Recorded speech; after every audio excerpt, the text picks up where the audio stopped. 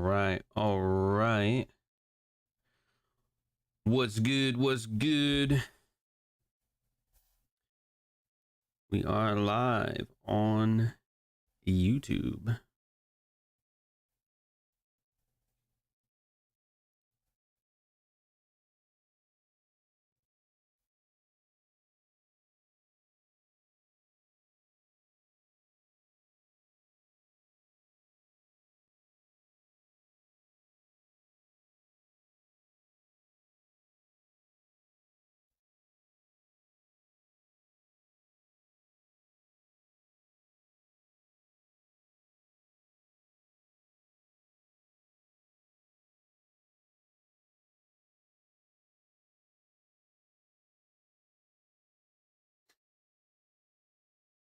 Jesus. My goodness. My goodness.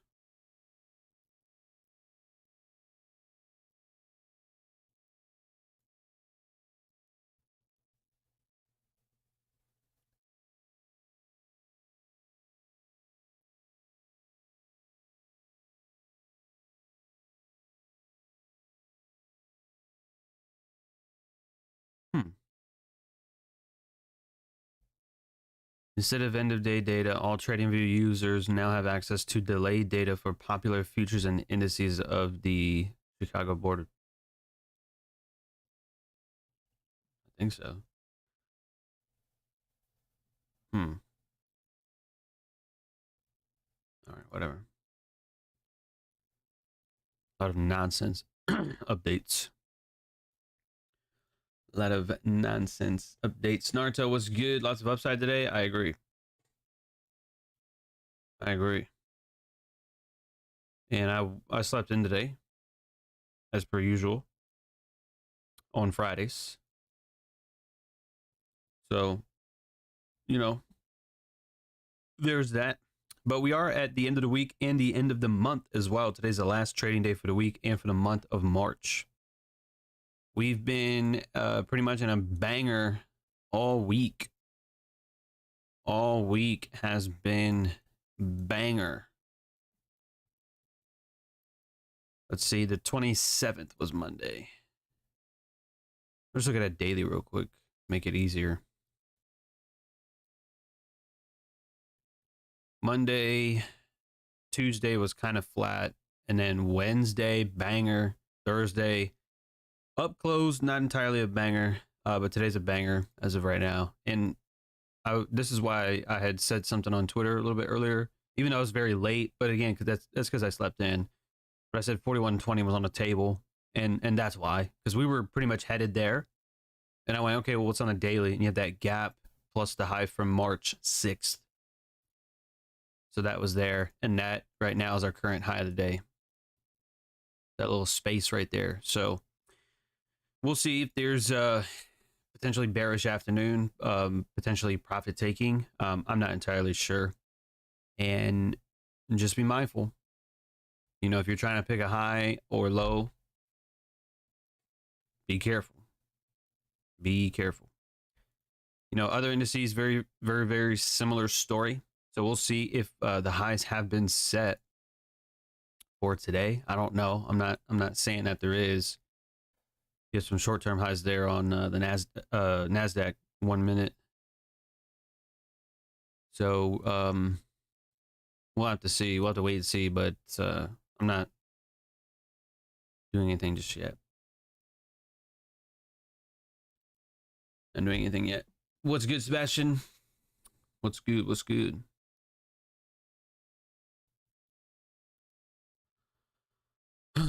But yeah, we got to get some more people on here, man. We got to get some more people. Where's our regulars at? Where's our regulars? What are they doing? What are they up to? Tell them to hop on. Tell them to hop on. You know what? Let's not do the green guy today. I feel like the gold one's a little bit better because it isn't in front of the rolling disclaimer at the top. So we'll go with the gold sniper today. The 1 year sniper, well, which nobody has yet, not even close. but I think we're coming on like 5 days. I think 5 day or 5th day since the membership has launched. Memberships have launched. So one day we'll have some gold snipers in the chat. Good, Nicholas from Germany. What's good? I have also updated some of the emojis as well. No music today either. You guys can put on whatever music that you want, you know, if that's what you're into. I listen to music all day, every day. Not right now because I'm with you guys, but if I was watching someone else and they didn't have music, I turn music on and then I play that music just kind of in the background. So let me see what we have here. There should be a gems one, a rip one, and an LOL one. So I've updated those. I replaced the ones that I thought were just too small for the chat. Rest in peace to the big W, LOL. I think what I can do instead is when we add another one, I'll just do the letter W and leave it at that. I thought that the emojis were going to be bigger than they are. So it's better to me to have an actual emoji than it is to have a text. It's just bigger, easier to see. So that's why I did that. But the gem is pretty cool. I mean, the gem shows up nicely. The rip and the LOL show up pretty nicely too, now that I'm looking at it. So that's what it's about, man. You know, I'm not perfect. And if I, you know, have something in mind and I execute, but then it doesn't look right or it's not to my satisfactory, then we got to change it. We got to change it. We can't, you know, sometimes we can say screw it and just leave it alone, but nah. You know, if you're gonna pay monthly to have access to something, then I want it to be up to par, you know?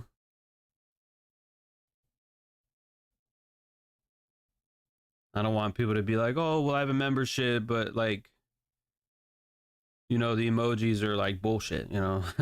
So, which reminds me, now that, you know, I get Instagram notifications. What's good, Mr. John?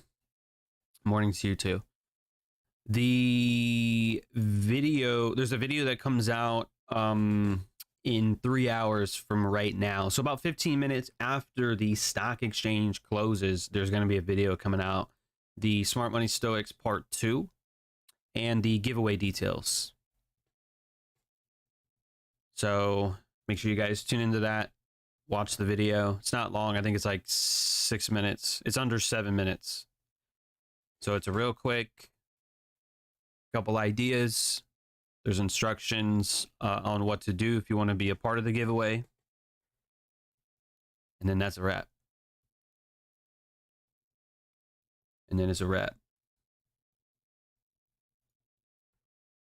We're up to 5,031 subscribers. So very nice. We are continuing past the 5K mark.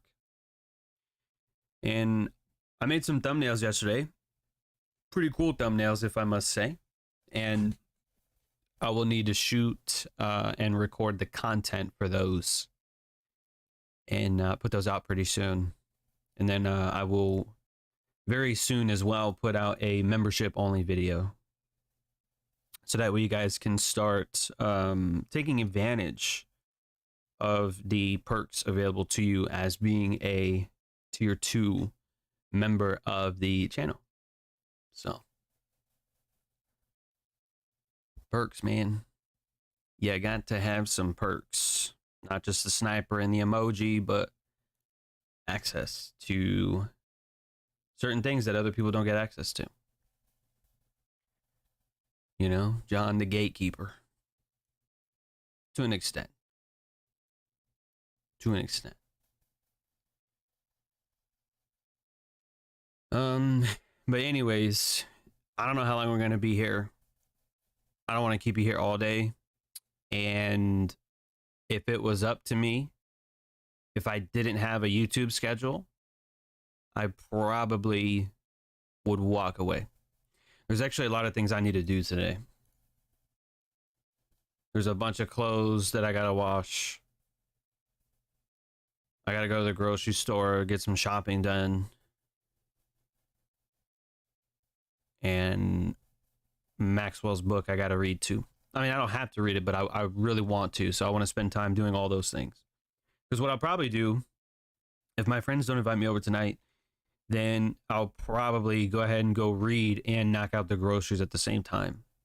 So I'll go to the grocery store, I'll read for a bit, listen to music, take notes, and then do my shopping after that, maybe like an hour or two, and then do the shopping and then come home and put all that stuff away and then finish the laundry.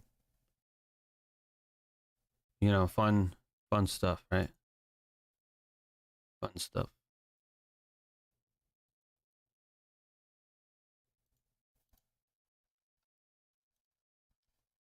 What's good, Raphael? What's good?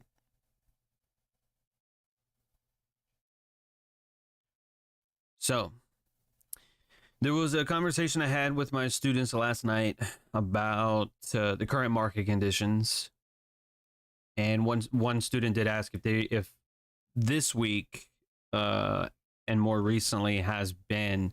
They asked if it had been a little bit more difficult, and I would say yes, that it has been.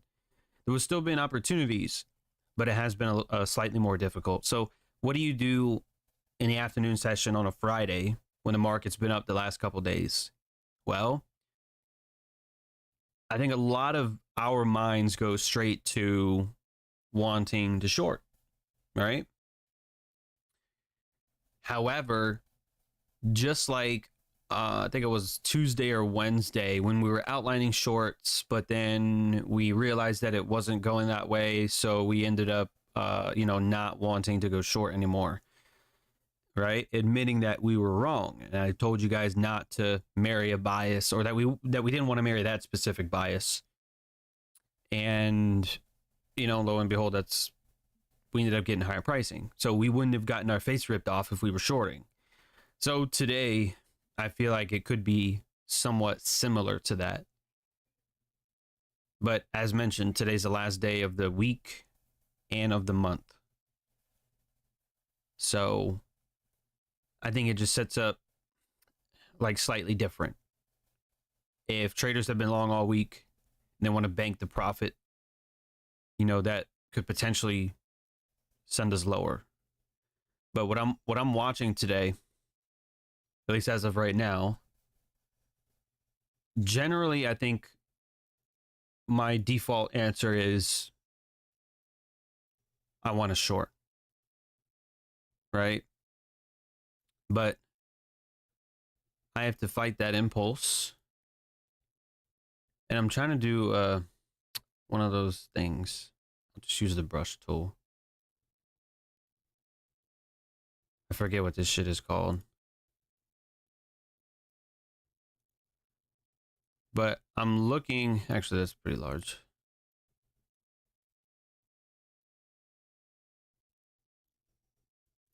Okay. I'm looking at that pink line and above it, and I'm trying to see how we react from here. Because again, that's that daily level, and that is that daily gap in the gray box. So our current high of the day as of right now, we have reacted off of that.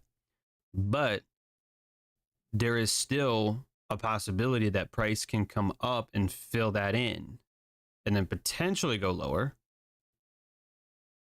Or it could not be resistance at all. Price could just say screw it and then keep trading higher. I mean, that's a possibility as well. So I'm waiting to see what we do from here and kind of see like in my mind, I'm looking at this down candle right now as like, okay, well, if we do that, like I think, this may end up becoming a mitigation later on. Now that's just my thought process. I'm not putting that on the chart like right now and just leaving it there. It's just kind of what am I thinking about? Other than what am I going to have for lunch and stuff like that.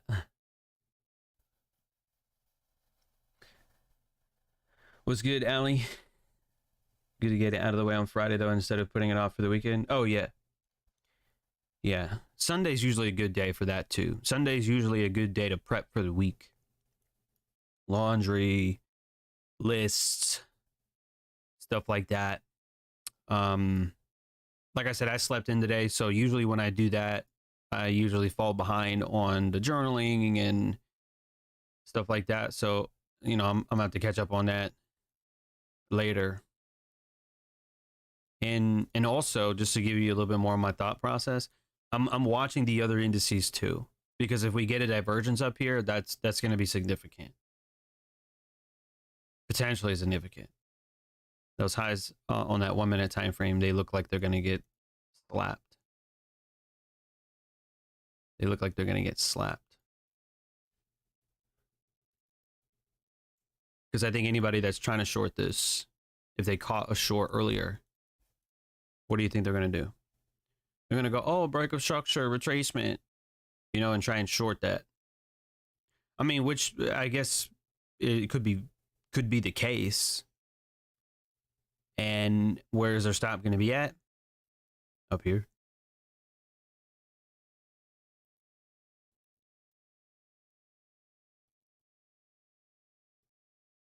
Up here. So we'll see if this down candle supports price here. Potentially sends it higher. There's a small imbalance right there too.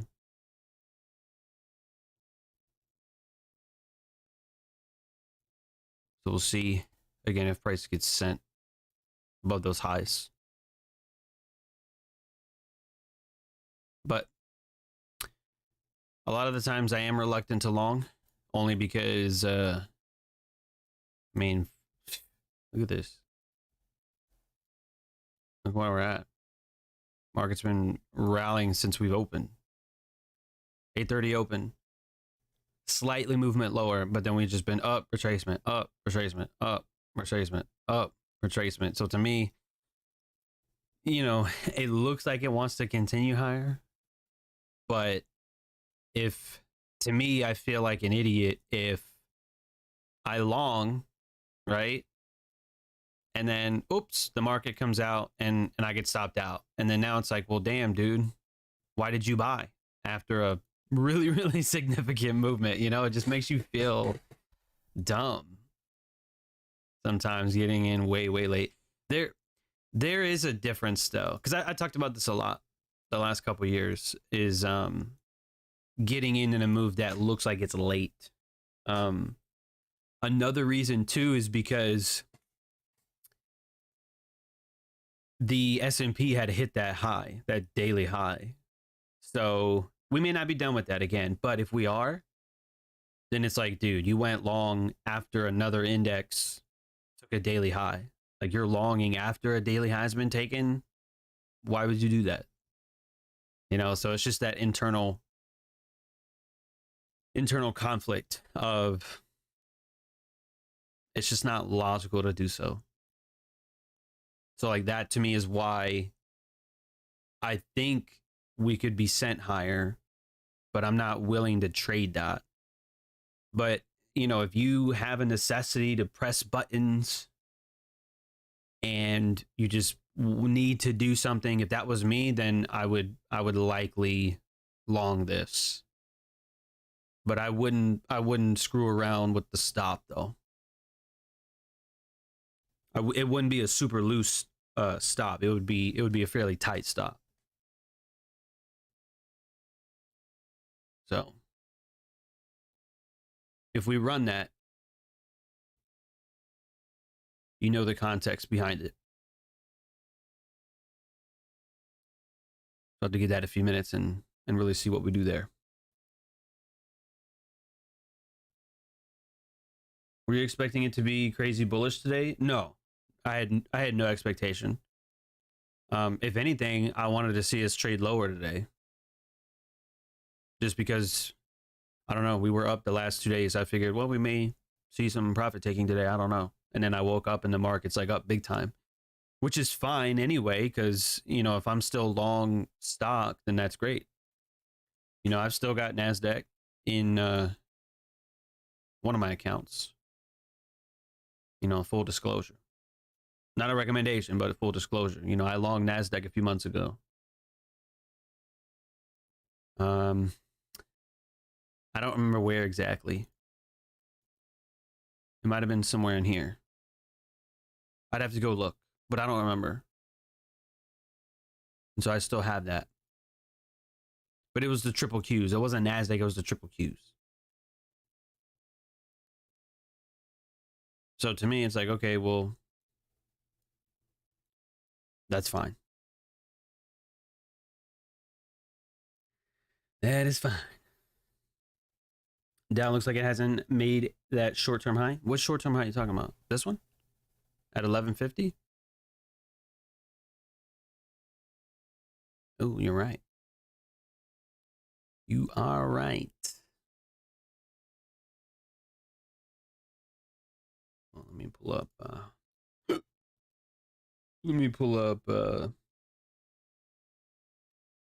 the old divergence chart. Oh, the dollar index looks like nonsense on a 15-minute time frame. This looks like yuckiness. The indices kind of do too, though, I'll be honest. The highs that we see on the NASDAQ are, the other indices are both lower. But my spidey senses aren't tingling from that. Like sometimes when you see a setup and you just get that feeling like, oh shit, this is a good setup. I don't get that vibe from here. I don't get that vibe from here. Plus, I've been looking at this all week and the markets have been not in alignment with each other a lot this week. So there have been some instances where it did, when they went out of alignment, like the divergence, I think like this morning, for example, clean, beautiful setup.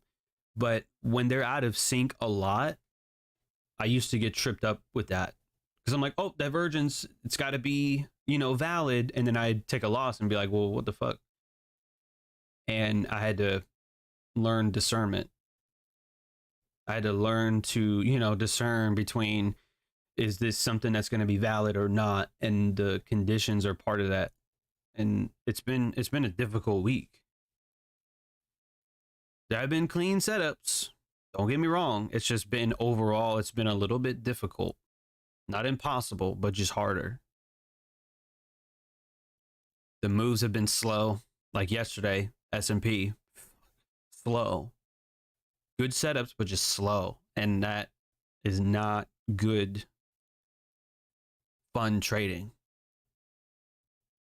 You know, you compare your good days and your bad days, and then you have days that are kind of in the middle, and like that's kind of what it was. It was just like irritating, slow, choppy, not fun, not ideal market conditions. And so what you don't want to do is force that. You don't want to try and force some shit.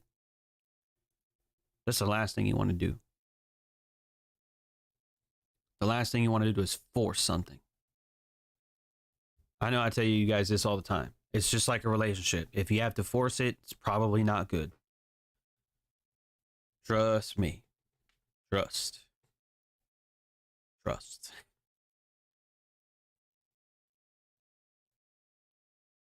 So yeah.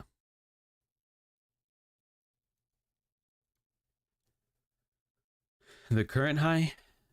The current high. Well, the Dow looks like shit. I can tell you that. So, I mean, we're lower here at 1255 or 1225, sorry. At 1225. And the S&P is rather sideways the last, I don't know, 30 minutes, 30, 40 minutes. And the NASDAQ slightly higher, but I don't know. It just, they're just not in sync how I would want them to be. They're not in sync how I would want them to be. And again, the more you try and force something, I think the less likely it's going to happen.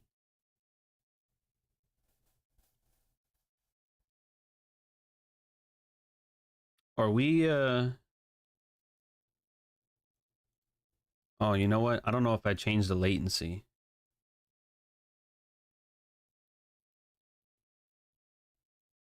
Oh, no, it is ultra low latency. Okay, we should be good. YouTube's just trying to distract me. All right, whatever. Whatever. Anyway, guys, real quick, smash the like button for me. Smash the like button. If you're here, do that real quick. And make sure you're subscribed if you're not subscribed already. Helps me out with the algorithm. And it is greatly, greatly appreciated.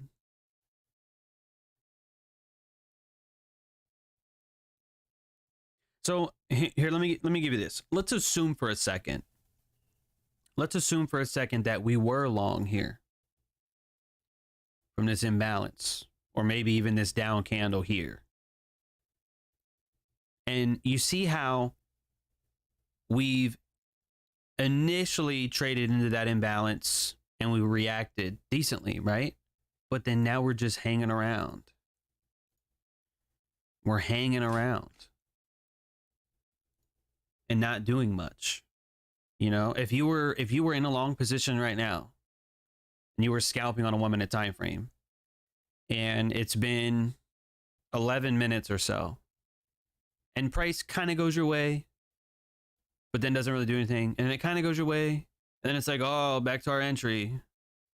You know what I mean? It's like, this is annoying. You know what I mean? It's like, dude, it's just not. And then, I mean, it's hit that imbalance like a third time. Me, I don't care for stuff like that. I don't care for stuff like that at all. You know what I mean? So it's just, now we know that markets fluctuate. Like, we know that. But this week, a lot of setups have just been very back and forth. And that'll mess with you.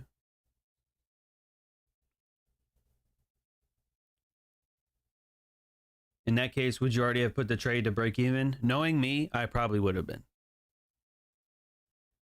Like, if we entered on that, and once the market probably got about right there, I would have went break even. So I'd be out right now. I'd be out at a break even, and I'd be like, okay, whatever. No risk involved. Right? Like, no loss, no win, but no loss. And then I'd say, okay, well, you know, what are we doing? It's like, well, shit, I don't know. Forming a big flag right now. You know? It's just not, it ain't looking too good. Okay, look at the Dow. Look how it's been sliding. Sliding lower. Sliding lower. S&P hasn't done absolutely anything. It's been stuck in a 4-point range. Well, probably about like right here. Oops. I mean,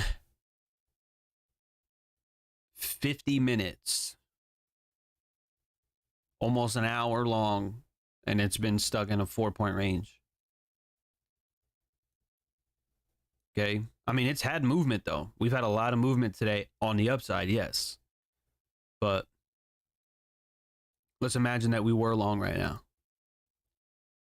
Where do you think the trailing stops would be? 41.11. Some of you like the numerology and shit. There's some numerology for you. 111. Not that I put too big of a deal on that in trading. I'm more of the zeros, 20s, 50s, and 80s, but you got a little area of lows right there. And again, reminder, we're coming off of that daily high and that daily gap up there. So think about that. If you were long right now, would you be scared? Would you be worried if your stop was right here? I'd be kind of shaking it. 2 points away from the stop, 2.5 points away from this area. I'd be kind of worried. I'd be like, damn, why didn't I take profit up there?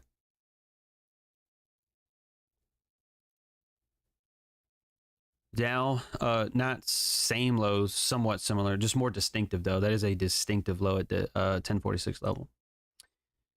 Let me see. Yeah, not really anything there on the NASDAQ either. So then I'd be looking at this. If we, again, hypothetically, had we longed that, had I break even, I'd be like, okay, cool. Well, I guess I'm wrong then. Okay. Be wrong and not take a loss. That's pretty good. It's pretty good if you ask me.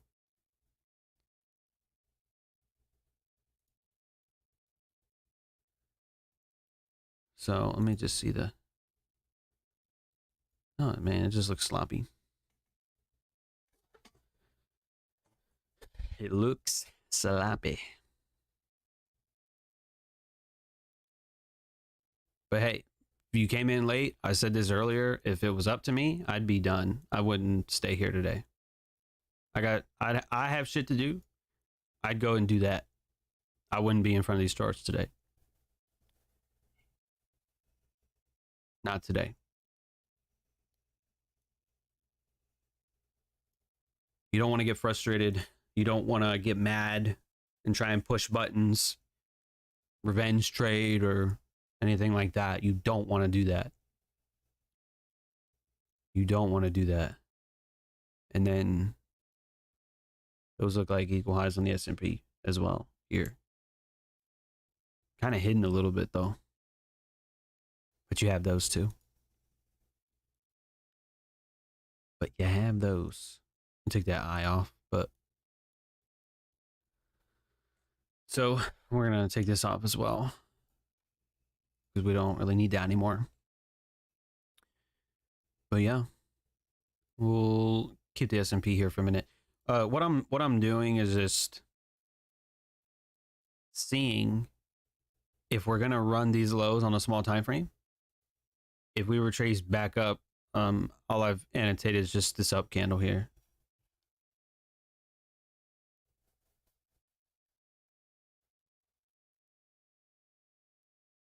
But again, you know, I'm probably going to repeat myself on every stream, just so you know, because I look for the same shit.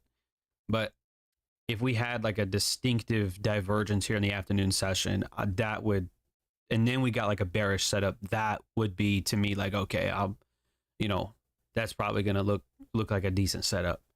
But right now, I'm just looking at the price action we've been given and just looking at and just watching. I'm not pressing buttons. I do have another screen over here that I can press buttons on, but based off of what I'm looking at on this screen, I'm not doing anything on this other one.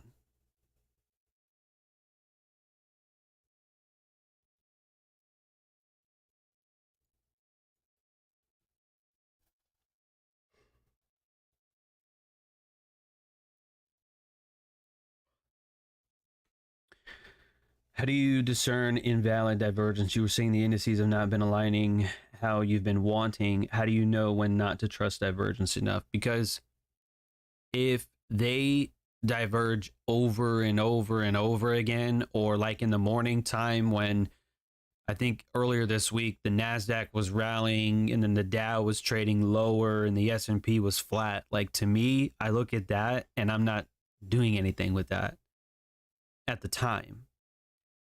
Now, I would give it more time and see, okay, well, what has happened, since then, because that may create something at the time. But if they come out the gate, you've had a large overnight movement, and then you get price action that is just out of sync with each other. You're in the middle of a range on the daily time frame. Like, those are low probability conditions. Low probability, in my opinion. Because remember, if you start on the daily time frame, what are we coming off of? Like, look at this back in here on Tuesday, Monday and Tuesday of this week. Look where Monday and Tuesday was at this week. Down in there. And what range are you in? From this high down to this low, you're roughly at that 5618 area. You know what I mean? Like, you're stuck within a smaller range, within a larger range. It's like when price is near 50%, stuff like that, that's where you get consolidations. And then on top of that, you get just weird movement in the day. It's just, that's not ideal. It's just not ideal conditions. But like right now, for example, since price to me is at an extreme, because we've been rallying the last couple of days, we've been up and up and up and up. Now we've hit that daily level. We've hit that daily gap. Now to me, I'm like, okay, we've been rallying and rallying. Now if we get a clean divergence that signifies one's being manipulated and the other ones are weak, okay, then the one that's being manipulated, that's likely going to be a mitigation play to go lower, as long as it's at the right time. If you're taking notes, like, there's that. It's got to be at the right time. All right. So I'm not taking this as a live trade. Like, I'm not taking this. But again, what I am watching to see is if I don't know if you can hear that chair. This fucking chair is loud. It's old, man. Not old, but I sit in this too much. If we are going to run this low, like if it's going to be an attack on stops, again, I'm watching that 5-minute up candle here to see. In my mind, I'm thinking these, well, every time I try and draw some shit, I'm thinking we trade up into that and then bam. So if I was thinking that this was a high probability scalp, that's what I would look for. So since this is a small time frame, from 41.14.75 to 41.18.25, that's like four points, I think, or 3.5 points. So very small risk, but the reward only ends up being like maybe 4 points. So, is the risk reward there? Not really. And another thing too that I pointed out is those equal highs on the 1 minute. So that to me also, I tell you guys this all the time, I don't like to short when there's equal highs. Could this still pan out? Yes, because those equal highs can be left there. Just like the other day when I told you that we had equal lows that I thought were going to get met. We left that and we never came back. So there is always a possibility that these highs can be left there. That's always a possibility. So I'm saying if we are thinking that this is going to be attacked, this is relatively low risk, but it's relatively low reward too. So I would rather just watch it and see. But I'm not in the frame of mind to put risk on the table, to put money on it. I would trade a demo.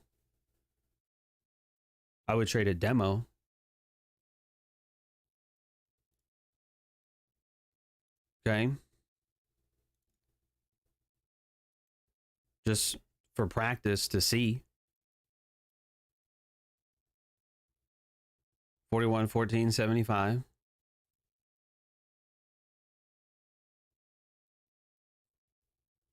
And this, it sounds fucking terrible. A stop at equal highs. You know what I mean? Doesn't that sound wrong? With a TP at 41.11.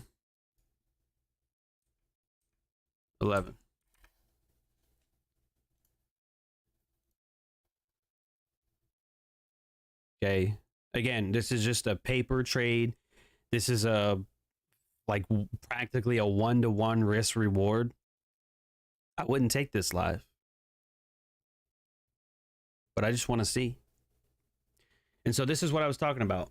If you got to press buttons, like if you need to just press buttons, like you have that itch, then just go to paper. That way, if it comes up here and it just runs straight to your stop loss, you're not gonna kick yourself for being like you're not gonna lose monetary value on that. It's just a paper account. You know what I'm saying? And then we'll see how that goes. But I would absolutely not trade this with a real account today. At least not as of like right now. I think it looks like shit. I think it looks like shit.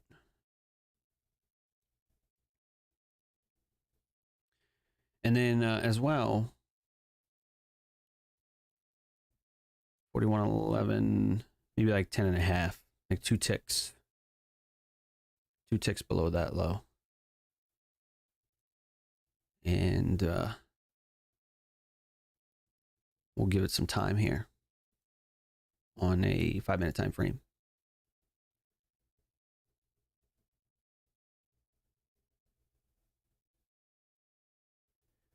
So we'll leave that here for a second. Leave that right there.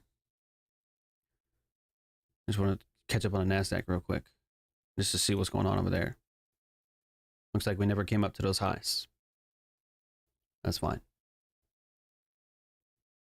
Dow, I don't even want to look at the Dow. Looks like shit. We'll just stay on the S&P. We'll just stay on the S&P. It's terrible. It's terrible.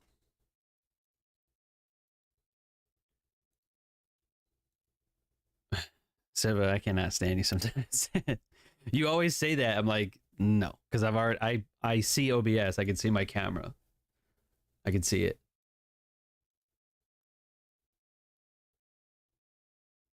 Is the candle you've been marked green on NASDAQ mitigate? No, mitigation is always orange. The mitigation is always orange. Okay.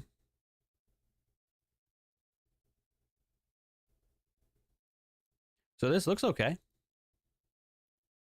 This looks okay so far.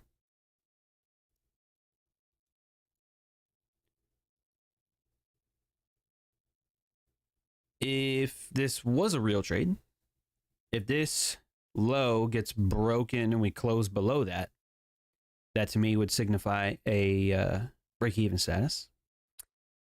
Again, if this was a real trade, if we're gonna treat it, if we're gonna try and manage it like it's a real trade, you have this 1-minute imbalance here. So to me, break-even would be okay because price would have to trade back up through this imbalance and then back to the entry. And I don't think it would do that if it's gonna run these lows. You know what I mean?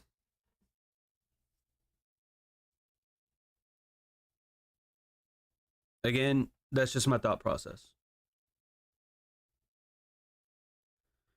What's your macro on indices based on 4-hour and daily? I think we're fairly bullish, but I don't know, man. There's a lot of potential fuckery going on right now. You got these other countries that are, I guess, trying to band together to not roll with the dollar anymore. So you got that. And then you got all these things going on with these bank failures and all that shit. So I think I'm a little bit uncertain with indices on a long-term perspective. I have Nasdaq. I don't plan on getting rid of it in my one of my like my fucking retirement account. That account I use really to just buy stock and then not sell it. Like I just buy shit and then I just don't sell. I just let it go. Because if you look at any chart, if you look at like a monthly chart or a weekly chart and you look back like 5, 10 years, damn near everything that's decent, like Google, Apple, Netflix, whatever, a lot of those stocks are Nvidia. Dude, I traded Nvidia when it was like fucking $8, $9. You can go look at it right now. You know, it's fucking up there, dude. So to me, I'm like, okay, well, I want to have a long-term account where I just never get rid of shit. So in other words, that's like a no stop loss account, you know, whatever happens, happens. But it's a very small account and it's for really long-term stuff. Cause I don't think retirement accounts, you can't even get the money out until you're like 65 anyway. So I'm going to look for a fat ass payday when I'm old as shit. If I make it that far.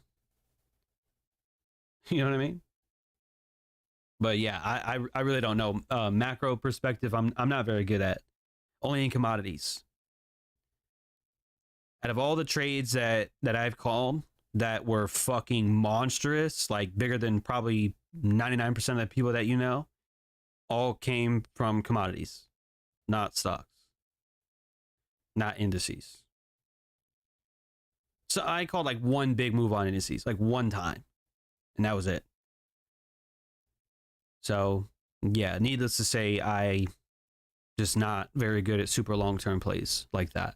There's too many factors that go into long-term trading that I cannot account for to a high degree of accuracy. So I leave that for everyone else. I'm just not good at that. The green marker. So the green marker or this color, either the line or the box, to me represents a institutional candle. I usually do it like this. I only did the box today to signify I wanted to highlight that candle for you. But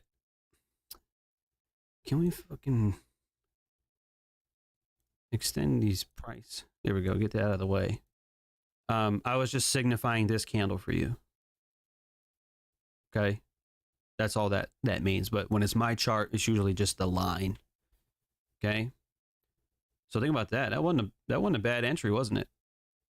41.14.75. Just right at the bottom end of the candle. Nothing crazy. Nothing crazy. We talked about that 1 minute imbalance, which it did trade into. So it looks like it wants to dip below 4111. That's what it looks like.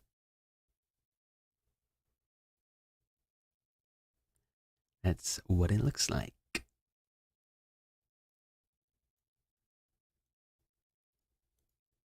Know what I mean? If we get 4111, you got to hit the like button if you haven't done it already. Now, if we don't hit that, we fucking fly higher and I'm completely wrong on the idea, well, I guess you don't got to like it then. How's that for a deal? Is that a good deal? Sif says then hit the dislike button. I've only gotten a few dislikes. You're always gonna have random people that are just like, nah, John, I don't like wick entries, John. I like fucking drawdown. You know, you're always gonna have those fucking people that do that shit. Or they get mad because they can't get entries like this. Get the fuck out of here. You know.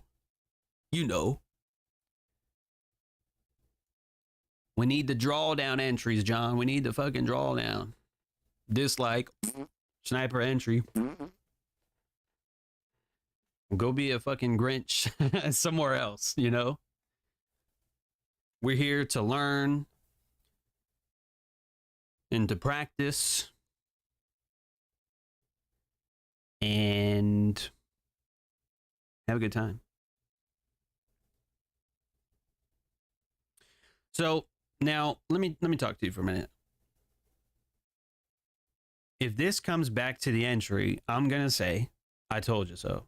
I'm gonna say it's been sloppy, a lot of back and forth, right? Unless it sprints down here, then I'll go, okay, that's fine. I guess we were bearish. But to me, I wouldn't want to see it come back up here. I wouldn't want to see that. But hey, I told you the conditions right now are very back and forth. Downside, upside, downside, upside, downside. It's like, dude, if you're gonna run the lows, just run the lows, man. Like, what are you bullshitting for?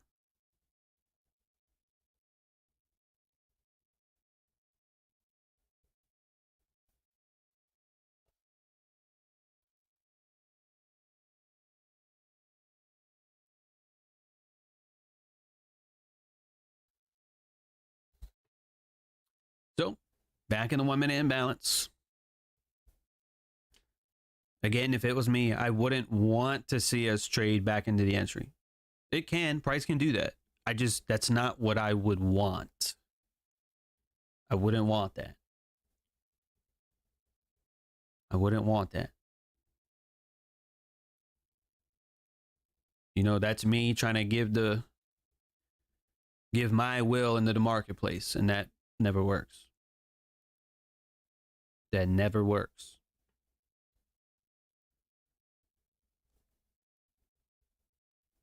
Well, maybe once in a while, but more times than not, it ain't going to work.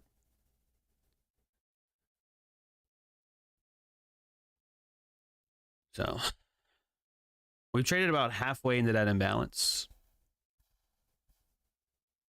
Not that I'd put all the emphasis in the world on a 1 minute time frame, because we did base this idea off the 5.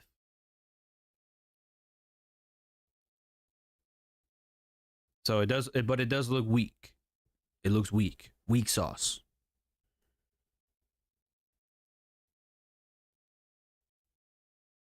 A lot of gaps today too. Because there's even something right there. It's kind of small on the 5 minute time frame, but you know, it's there as well.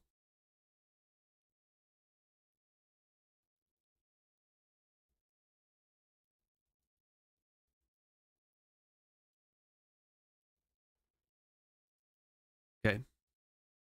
So it's 12:53. So we're kind of roughly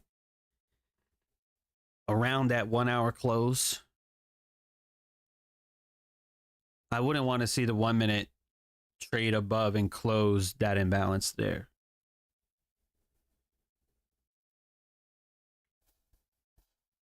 But I'm biased because we're technically in a short trade on a paper account.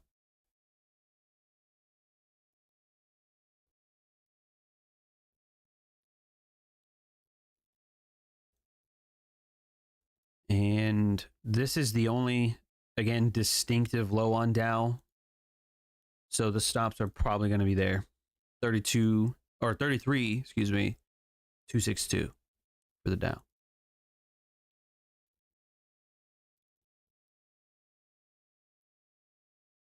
And we can move this back too. We can get that out of the way a little bit because we know that it's there. That 5 minute gap isn't really seen on the 1 minute either at that 4109 and a half level.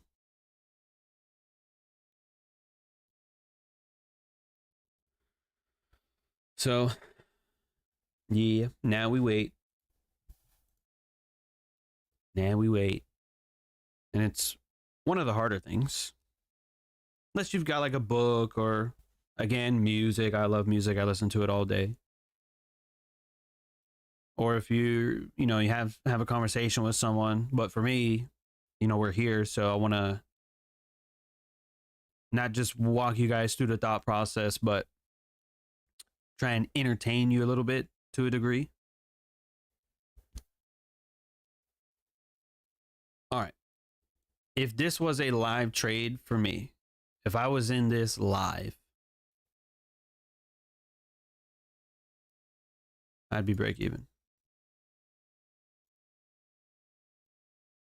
Break even plus like 1 tick.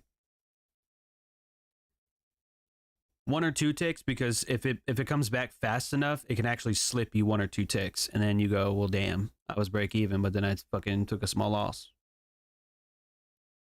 You know, so you're like, oh, what the fuck? That happens too. And we'll put our extension lines back on here so we can see where the entry was at, where the stop loss is at in yellow, and the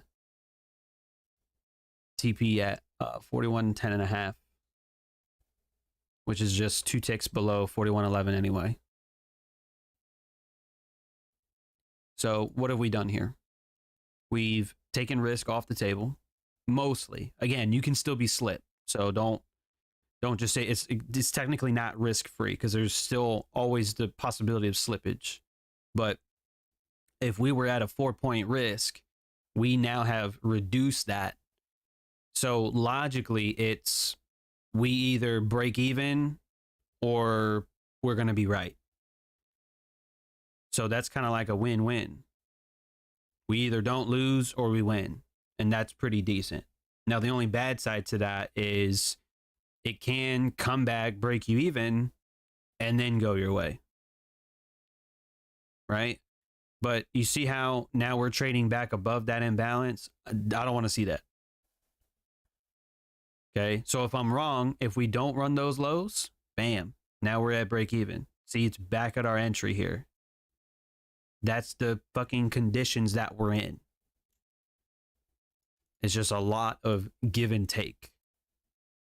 Give and take. And now all we've done is created more equal lows. So that's great.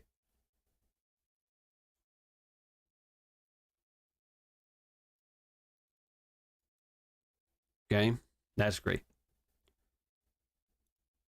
So can you see how that would be frustrating if that was a live trade? Could you see how that could be frustrating? Wick entry, decent entry, but I mean, it only went our way by 2 points, or almost 3.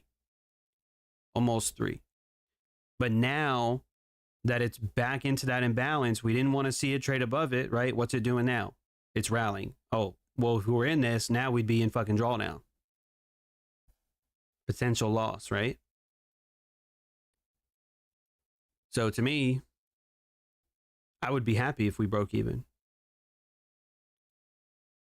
And then I'd chalk it up to, well, we fucking knew we were in shitty conditions. You know what I mean? And now, how would you feel? If your stop loss was at those equal highs, how would you feel now? What's good, Andreas? How would you feel? Would you be shaking it? Would you be shaking it right now? Because I definitely would be. If I was short and we held on, I mean, dude, we just broke structure on the upside. We just broke structure on the upside. That imbalance was disrespected. It was respected initially, but then it came back that third time. And again, I tell you guys, when it comes back at third time, I don't like that. Now you see why, right? It's not like I just make shit up. It's not like I just make shit up. So now that we didn't run liquidity, but we have broken structure to the upside, and we got these highs here. In the NASDAQ, let me see if the NASDAQ real quick. Well, we took a short-term low here. I mean, that's okay, I guess. The NASDAQ took this low and has broken structure to the upside with equal highs resting up there. So if we look at a 5-minute, we're at the opening of a new hour as well. You have a 5-minute imbalance here. That 1 minute, this may set up a mitigation, but that's kind of asking for a lot. It's kind of deep within that. And if it wants to run those highs, it may not trade back down there. But I would be curious to see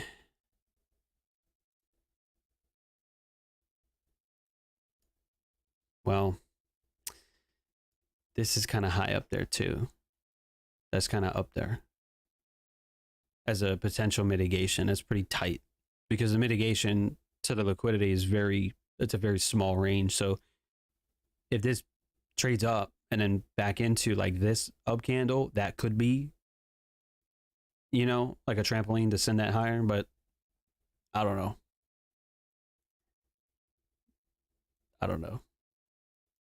I would be curious to watch though. To watch this area here.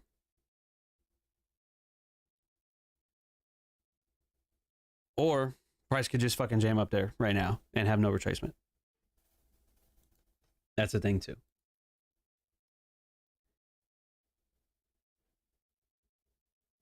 I'm sure the Dow has rallied a little bit, barely, but look at that. It didn't run that low either.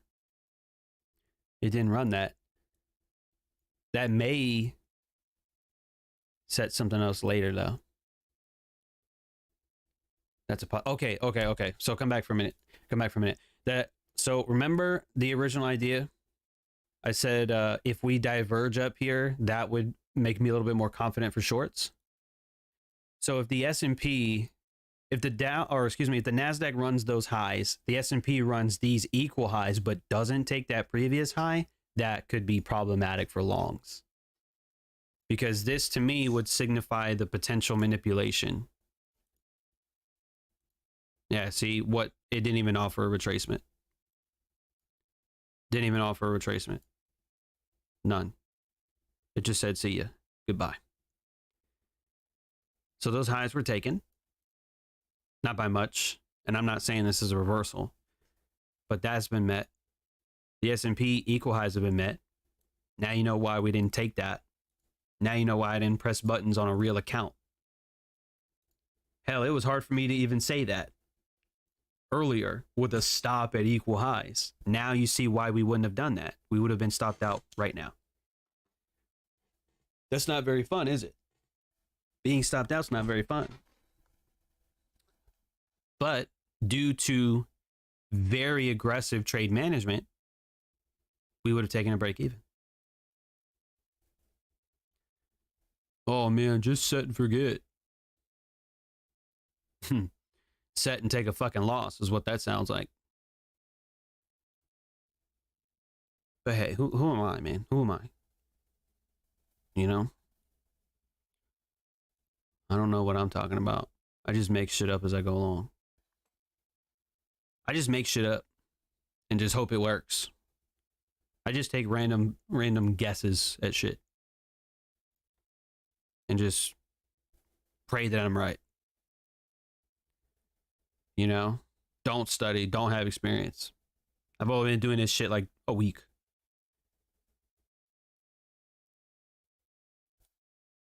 I'm just a noob. A newbie noob. Who don't know shit. Would have been nice to get those lows, I'll be honest. That would have been nice. But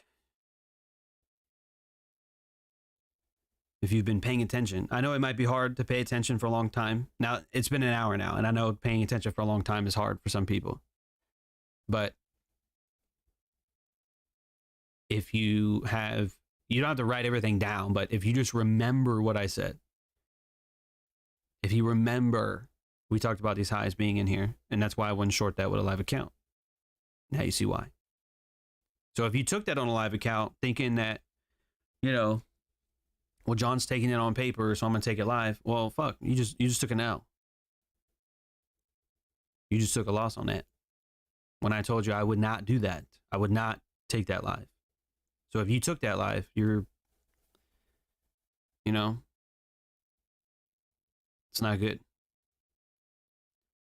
It's not good. So the S&P is back above the daily high. It's kind of hidden back there. I don't know why that's like that. I had made it pretty light. I'll darken it back up again. The 4120 levels that old daily high, and then the gray box is that daily gap. So we're trading back into that. And I would be curious to see if we take the lunch high, maybe fill in a daily gap. So that comes in at 4125. But if we fail to do so,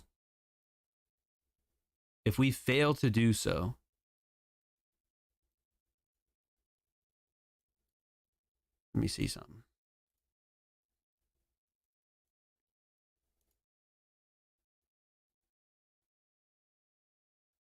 Real quick, I need a fucking indicator that does this shit. Try to get Chat GBT to do it, but all it does is it writes shitty code. I'll put into Chat GBT, hey, write me a Pine script code that delineates a vertical line at 2 p.m. And it'll give me a code. I'll put it in TradingView and it'll go, oh, you've got an error on line like 12. And I'll go, okay, chat. I'll copy and paste. Hey, you've got an error on this. And then it'll fix it and it'll give me 3 more errors. I'm like, dude, Chat GBT fucking blows. It just gets worse and worse. You don't fucking learn. From like Pine script, you don't learn. So I don't have an indicator for this. But if I did, or if you guys know of an indicator, I would just want how I have it. Just a vertical line at 12, 2, and 3. Well, probably 8:30 as well, but just 12, 2, and 3. Instead of trying to draw this shit every day.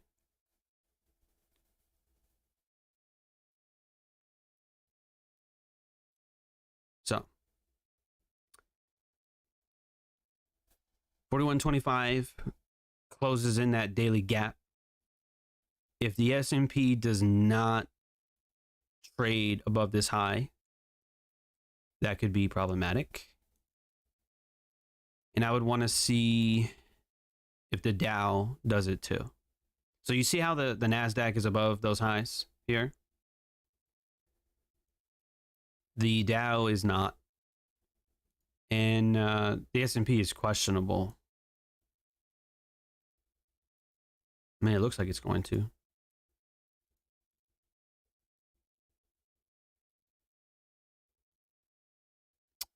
It looks equal to me. At least for right now. We'll give it a few more ticks or so, but it probably will. So I'm looking at this like, okay, if we reverse from here, that could be the divergence that we want. Or that we would be anticipating, potentially. Now, this is kind of a stretch. But if it happens that way, and I'm not saying that it will, but if it happens that way, that may become a potential mitigation. Like, if it takes these stops, just completely dominates to the downside, we get a clear break of structure here, that could set us up for a potential mitigation to go lower, is what I'm saying. But price would have to do a lot. That's kind of asking for a lot. It's not impossible, but it is a lot. You do have 3250, little quarter level right there, 250, right there.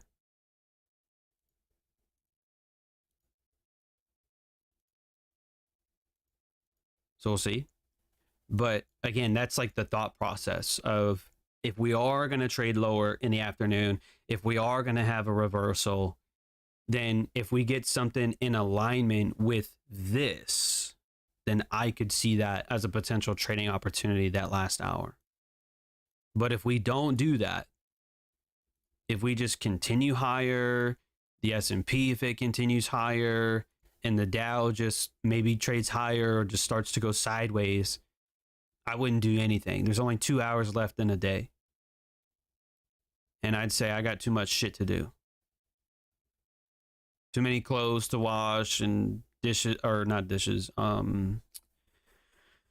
groceries to buy and all of that. Okay. So let me see one thing real quick. You guys still here?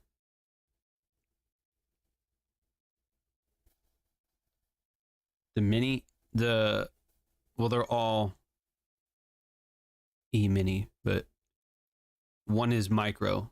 Like MES is micro ES, and then ES is just E-mini. The micro E-mini is $5 a point per contract. The E-mini S&P is $50 a point per contract.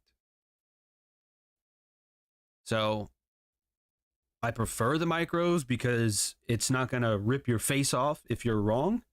Whereas ES, okay, think about that. ES, if you take one contract with a 10-point stop, okay, one contract with a 10-point stop, that's $500 of risk. Okay, so 10 points, obviously, of profit would be $500 of profit. Now, that's just basic math, okay? And I just know that a lot of people would likely not be able to handle that. Or they wouldn't want to handle multiple losses on that.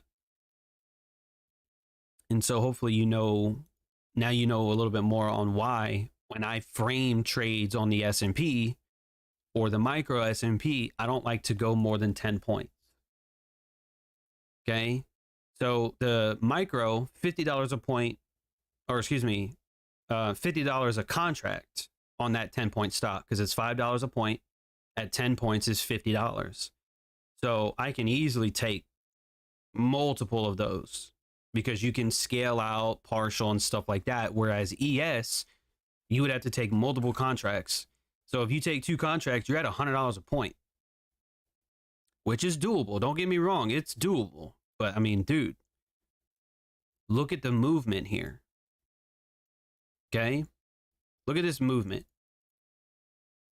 From this low up to this high, it was 12 minutes, and that was 10 points.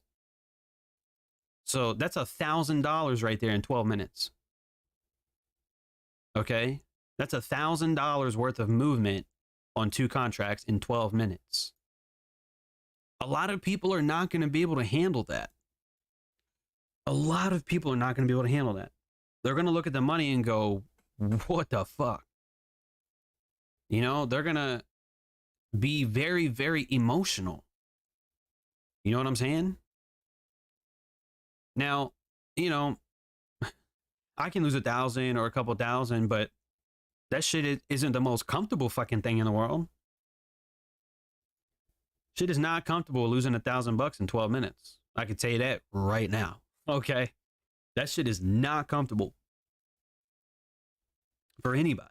I mean, some people. I mean, if you're like a multimillionaire, couple $1,000, it ain't gonna be that big of a deal. Okay. But like the majority of people that I teach, the majority of the people on the internet are not multimillionaires. And they're not going to want to lose $1,000 or $2,000 in a day, much less imagine a fucking losing streak. $1,000 on Monday, $1,000 on Tuesday, another 1,000 on Wednesday. You're going, fuck. You know what I mean? So the micros are just a little bit less, you know, it eases up a little bit, kind of frees up mental capital and doesn't make you go fucking homeless after a losing streak. That's all I'm saying. So now we have equal highs on the S&P at 4122. And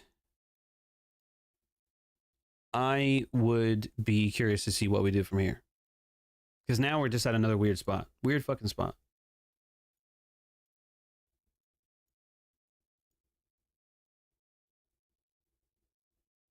Higher NASDAQ, but lower Dow. And then equal highs on the S&P. higher dollar. Like, what am I supposed to do with that? What's high probability about that? FTMO has only CFDs as far as I know, but you have the possibility to open an FTMO free trial account like demo and look for yourself. Okay, I think you were talking to Joy about that. So yeah, I mean, CFDs are going to be very similar in price action. Very similar. But the point system is going to be different. You know, you might depend, and it's also going to depend on your leverage too, because you could take a 1.0 and get fucking wrecked, or you might have to take a 10 lot just to have a regular risk. You know, it just depends on what their contract size is, what the leverage you have is. You know, if you have a funded account, how, you know, which funded account, like how much are you funded with and all that kind of stuff. So it's not a recommendation, but it's just you got to know all those details to trade it, because you might take a one lot thinking that you're at only at $5 a point, when really it goes against you and you realize you're at like $100 a point and you're going, oh fuck. You know, you got to figure that out beforehand. You got to figure that out prior.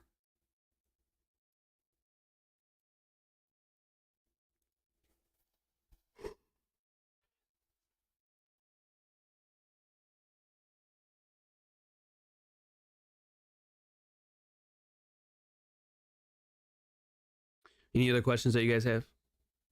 We don't have too many people on here today. We usually get about 30. We've only got like 20 people on. Well, I mean, I guess it's Friday, right? People got shit to do.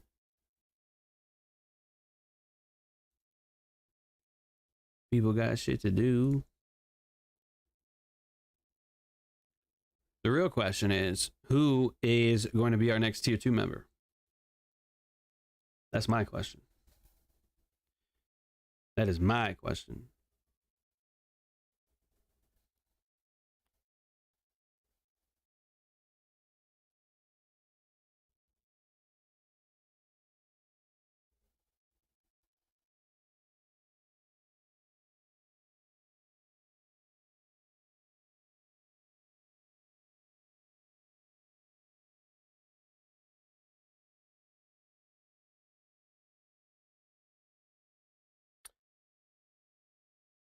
$85 and windy today.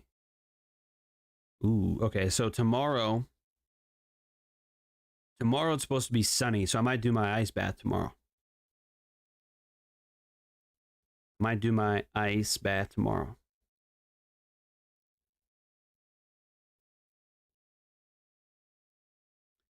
Ooh, the euro.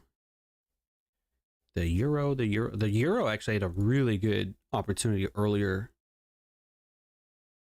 I think it was a 1 minute mitigation here that I looked at. Right there. Look at that shit. Right there. Imbalance right there. Beautiful. Down to lows too. Oh man, that was juicy. That'd have been it. But you know me, I slept in today. So that's cool. Study that shit. Study this right here. Going into this weekend, study this. What do we do? Liquidity, mitigation, down to liquidity. Look how fast that was. That is the type of trades that you want. Wick entry, fast to go your direction. But we haven't really got that on the S&P too many times this week. We've gotten it a few times, but this week has not been the funnest. Y'all remember those weeks where it's like you get setups like almost every fucking day, almost every day? Today has not been, or this week has not been that. Who was that? Lorenzo? That was a good play. Equal highs. I think you had a, I don't know what you marked there. This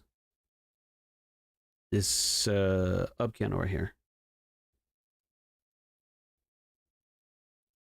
Personally, I don't know why you marked that one up, But hey, that down candle's there too.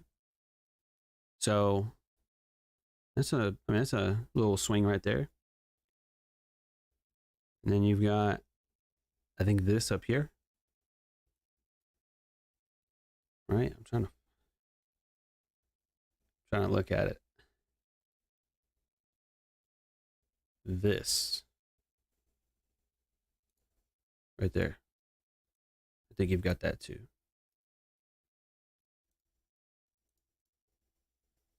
Yeah. Well, that wasn't bad.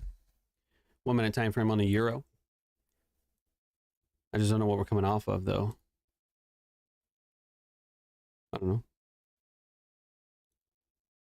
But it looks good. Looks pretty good.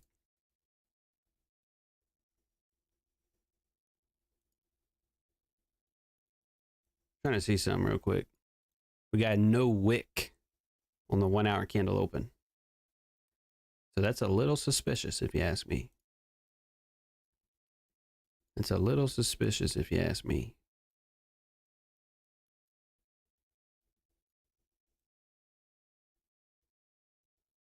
Suspicious. Okay, so the micros and ES have both left equal highs up there. So that's cool. That's great. Equal lows on the super small time frame down in here as well.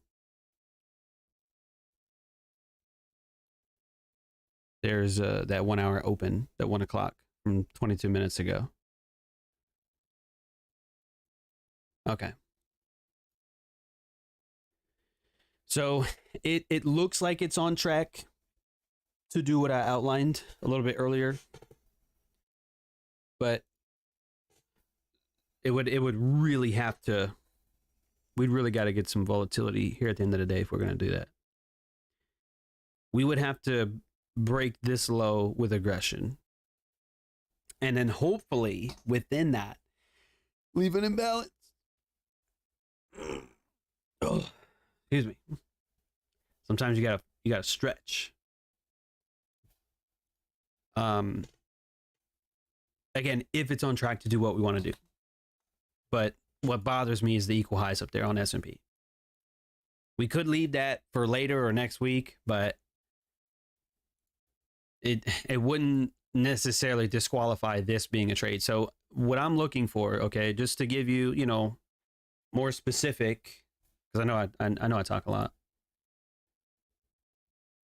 If we close under this low, so if we close under 13,209, I would want to see an imbalance somewhere in this vicinity. Somewhere in that orange box, I would want to see an imbalance form within that. Okay? So we would need some sort of, down movement. Let me take this off.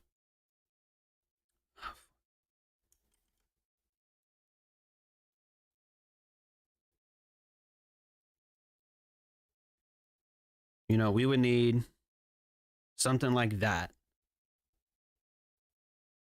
And then a return into an imbalance to go lower. Okay, that's the thought process. I don't know how to draw it any better than that. Okay. But if we don't do that, if we just continue higher instead, then we're not going to do that today. And then I'm not going to look for shorts. I'm going to walk away.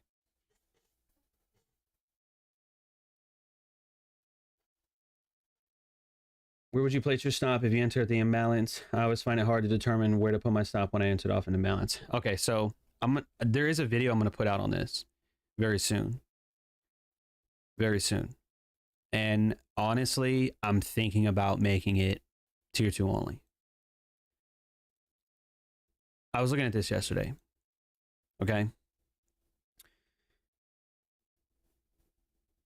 I'm going to say this one time for YouTube, okay? Sebastian, welcome to tier 2 membership. Very nice, very nice. I'm going to say this one time, okay? if you have an imbalance here, this is what I was looking at yesterday. If you have an imbalance here, if this is a true imbalance, I mean, I dubbed the true imbalance a couple years ago based on like volume and stuff like that, but I'm not going to incorporate that here. If this is a real imbalance, okay, price should not trade to the low of the candle that completes the imbalance for longs. Okay, so you take that how you want. But if this is a true imbalance, okay, it can barely trade into that. It could also come down and fill that in. We could draw that if we want to. We could draw some wicks on that. It could do that. But if that is a real imbalance, it will not trade down to the low of the candle that completes the imbalance. Okay? So you do what you want with that information. And the inverse would be the same. Okay? If we had, let me try and find one real quick. You have one right here. Okay? And this is just hindsight, because this is just for sake of example. If you have an imbalance here, okay, price is allowed to trade in it. It's even allowed to trade at the higher end of it. But if this is a real imbalance, price will not trade to the high of the candle that completes the imbalance. Now, this is a big ass candle, though. That's a big ass candle. Okay? But if you look at this, you've also got some extra protection here because you do have this up candle as well. Kind of as your last line of defense right there. So realistically, it shouldn't trade to the high end of that. It shouldn't do that. Okay? So now again, you do what you want with your stop loss. It's your account. You're the ones pressing the buttons. But that's my opinion. That's what price should not do. Okay? So if you read between the lines on what I just showed you, if you go back and study the chart, both the charts that I just gave you, because I'm not going to say it out loud, but go study those two setups I just gave you and go look at what else is in there. Go look at what else is there. We talked about imbalance, but there could be some other things that can help you with a stop loss placement. All right. So now you've got some homework to do today and this weekend. All right. And that's it. We're not going over that again. Not today. All right. Not today. So the S&P came back into that 1 hour. Lack of wick there. And we did talk about this mitigation here earlier. I said that was kind of a stretch. Which I still think it was. That was kind of a stretch. If we didn't take these equal highs yet, if we came back into that before that, that would be, to me, a long. But now we've created these highs, which to me is, I don't want that. I wouldn't want that, especially on a Friday in the afternoon session. So that may be it. If we leave that there, that's going to be a target for another time. Okay, but since liquidity here was already taken, I'm not going to look at that as a mitigation. I'm not going to fucking long that. I'm not going to long that. But I am going to wait. Okay, so now these lows that we created when we were down in here papering that, those lows are now on the table, and these lows are now on the table as well for today. Okay, but we're going to see what happens. And I still want to watch the NASDAQ on a 5-minute. If we come in here and just kind of fumble around a little bit and we don't create any imbalances within that, then this is not going to be a mitigation. And we're not going to do anything with that today, and we're just going to walk away. Okay?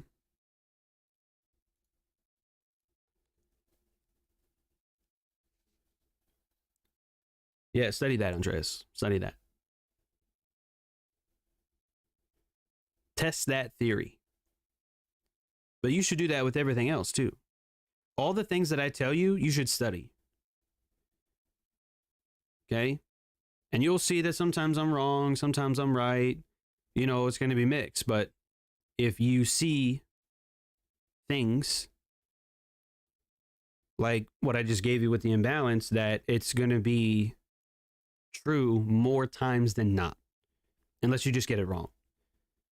Because if you think it's an imbalance and then it goes to the low of that candle, that's probably not an imbalance and you probably missed something. But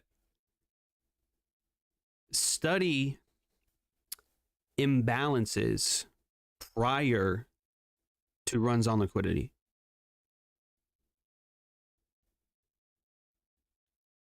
Have a filtering system there. Okay.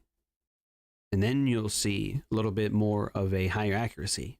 Like, oh, the imbalances prior to liquidity runs. Oh, shit. Okay. Well, what's going on there? Then you'll see. So spend good time on that. Don't just spend like 20, 30 minutes, look at a few of them and go, okay, well, this is kind of cool. No, really get into it. Really look at multiple time frames, even multi time frame analysis. Look at 1 minute inside of 5 minutes or 5 minutes inside of 15 minutes. Look at all that stuff.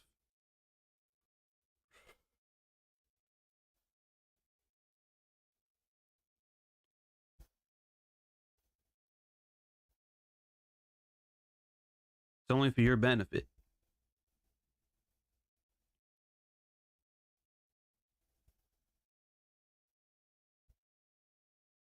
It's only for your benefit.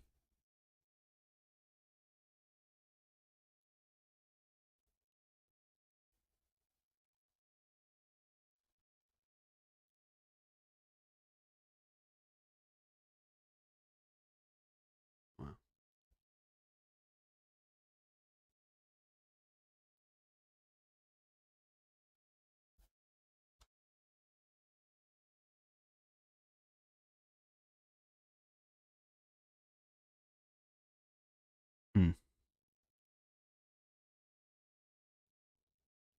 That imbalance that we talked about earlier, prior to the run, price, it's looking like it's kind of reacting here a little bit. It's just kind of stalling there.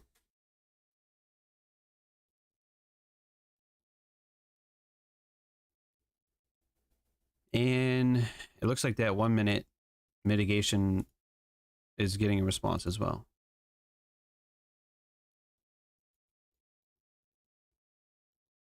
But now that price is in between two levels of liquidity, I wouldn't touch this. Because you got equal highs up here and you got lows down in here, and price is like roughly in the middle. So it's kind of like a either way. Could go this way, could go that way. That's not a high probability trade.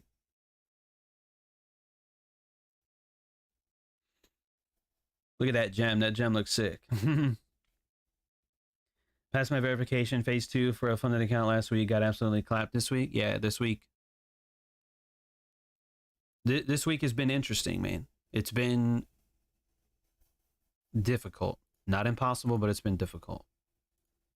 Hopefully you didn't get too badly hurt on that. Hopefully not. Let's see what the Dow is doing. Oh, the Dow's really close to those lows here. So it looks like this was a stop run. That looks like it is the case. It looks like it is the case. All right. So we're coming up on an hour and a half left in a day. I don't know if I'm going to be here the whole time. I mean, I guess we could be. I didn't plan on it. But for those of you, if we end up not doing that, that's fine. But, you know, we usually do this. We've been doing this recently. We'll set some alerts. We'll put an alert on 33,262 for the Dow. We will do 2 alerts on the S&P. We're going to put an alert at the equal highs, and then we're going to put an alert down on the lows as well. Did that do that? Yeah, it did. And for the NASDAQ, we're not going to put any alerts on here. We're not going to do anything with that. But again, just to outline this, you know, if we leave and I don't explain this again, if we dramatically trade lower and leave an imbalance within this area of price between 33,232 and 13,213, if we leave an imbalance after trading below this low, that could be shortable on a paper account, because I'm not telling you to trade live. Okay, that's what I'm looking for. So here's where the discipline comes in.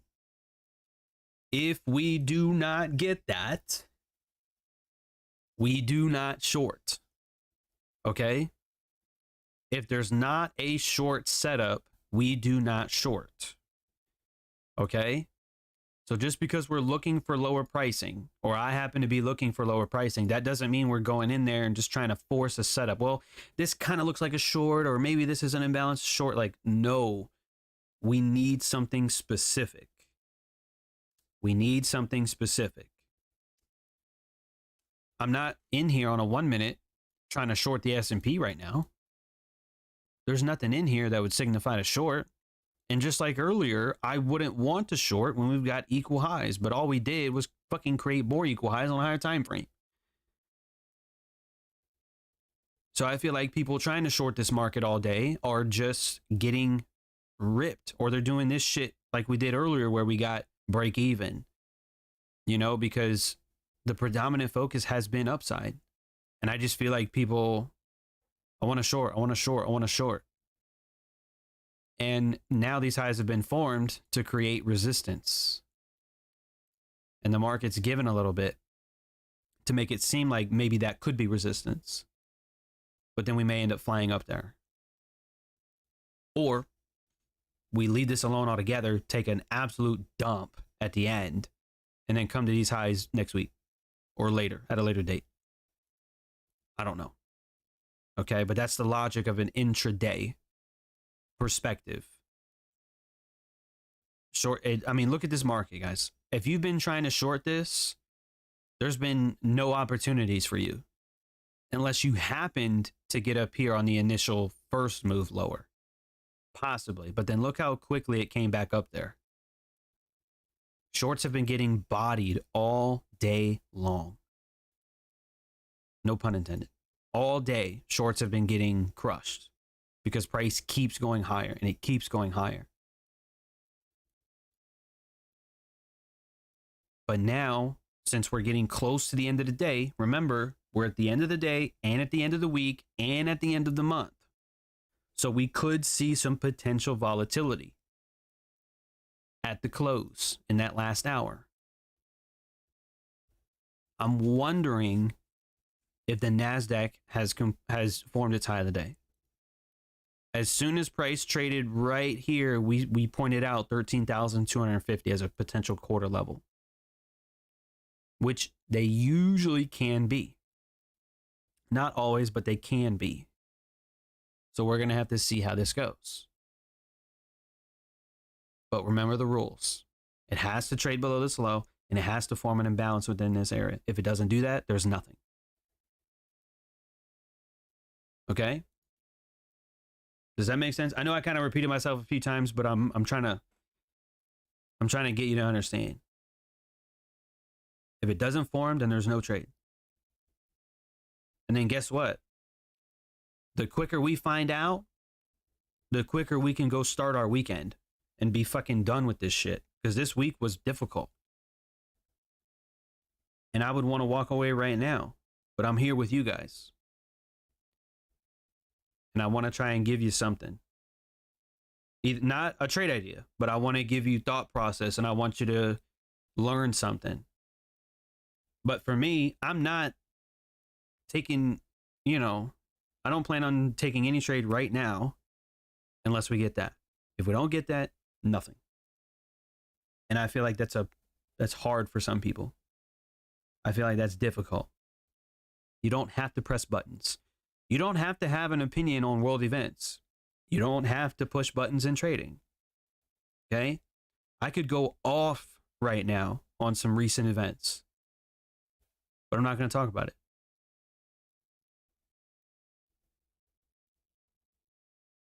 You don't have to have an opinion. You can have an opinion, but you don't have to voice your opinion. You don't have to argue with people. You don't have to trade in shitty market conditions. You can choose how you respond to every situation.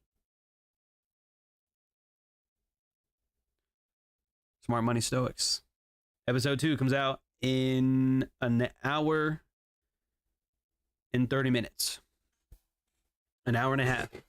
Okay, it's scheduled to release at 4:15 Eastern, which is 3:15 my time. And it's already 1:40. So it's about an hour and a half from now. Smart Money Stoics Part 2 and the details of the giveaway.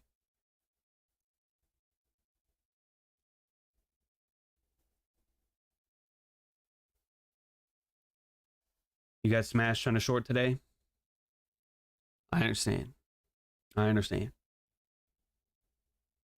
Hopefully you learned, though. Hopefully you learned.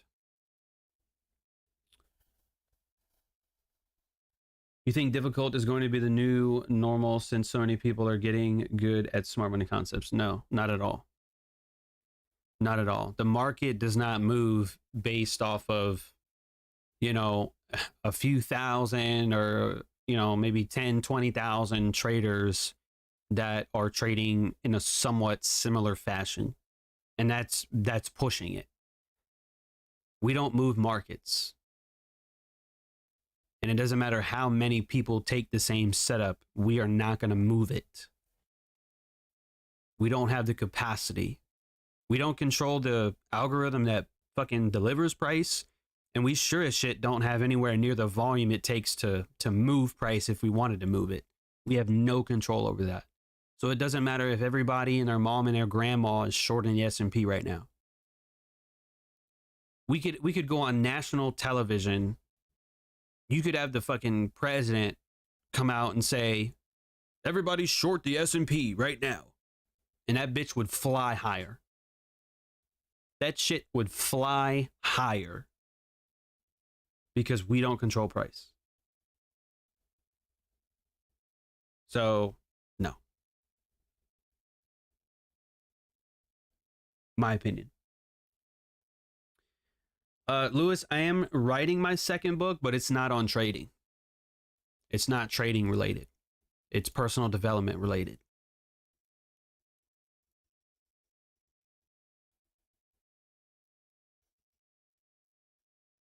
Okay, look at those highs. Those highs are definitely on the table for today. And that mitigation ended up being a reversal point, which is interesting. So I got the timing wrong on that. But I told you I wanted to take that prior to these highs, not these. So we came up, formed the highs, then we traded lower, discount, and then now it looks like it wants to fucking sprint to 41.22 and above. So that's great. And on a 5-minute, that up candle we looked at earlier. Oh, look at this. Note-taking moment. Note-taking moment. That candle that we thought was going to be a candle to short to go lower, when we broke that, it came down, and then what? Then it respected that.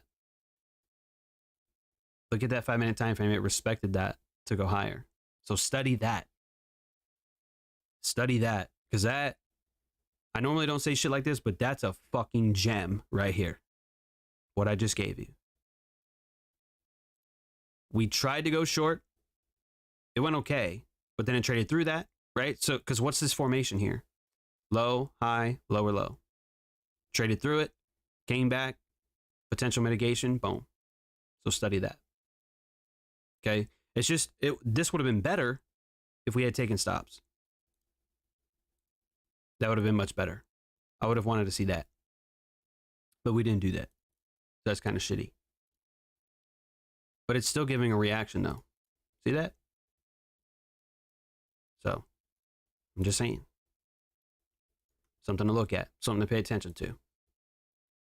But overall, this doesn't look all that great.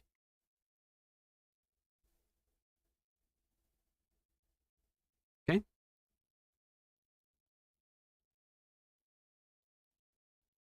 But yeah, I'm not doing another trading book. The Spanish version of my first book came out a few weeks ago as well. I put that out. So there's that. But I don't think I'm gonna write a trading book.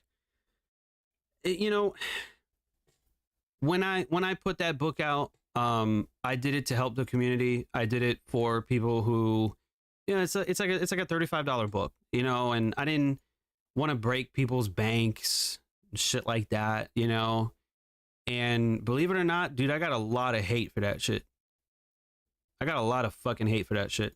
I even got death threats, which I don't talk about that often, but I even got death threats for that book. Some fucking douchebags from New York were like talking shit, giving me death threats from, So it doesn't bother me. I mean, New Yorkers are pretty much all talk anyway. So, I mean, you heard it here first. If you're from New York, and most of you guys you're all talk. So it doesn't bother me, but it's just like dealing with the drama and shit like that. That's just not what I want to do.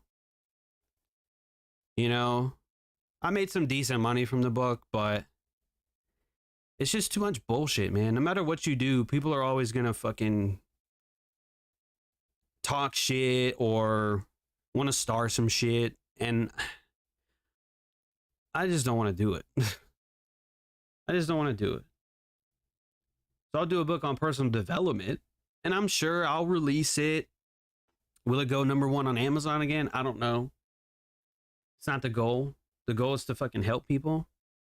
And guess what? I'm sure people are going to talk shit about that too.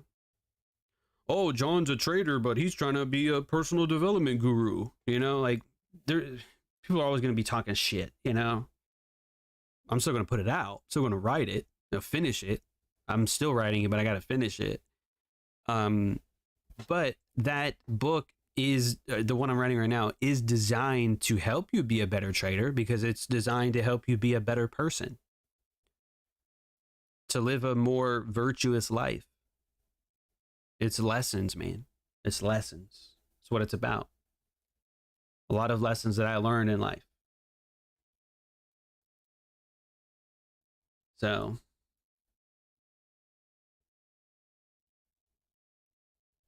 that makes me feel better. Yeah, that's good. Price is price, man. We don't move it.